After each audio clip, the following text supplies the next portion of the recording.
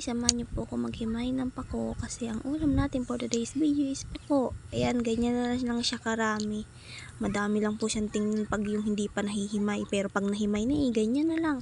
Lalo na po pag naluto, ayan, nagkakain na ng nyug ang aking asawa. 2 buo po ang ating igagata dyan. Yung liputok at unang gata.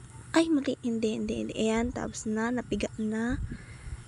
Ginata na, tapos inisalang na. Ayan na, andyan na po yung pangalawang piga. Ayan na, hinahalo ko na. May bangot po siyang 3 maliit na kasag. Ayan, hinalo ko lang po, pinapaiga-igaan lang, saka natin ilalagay na yung yung unang gata, unang piga. Ayan, kukulo na. Yan na po yan, okay na, papakuluin na lang. Tapos papaiga-igaan. Okay na po yan. Tapos na. Sarap naman po yan. Napakasarap.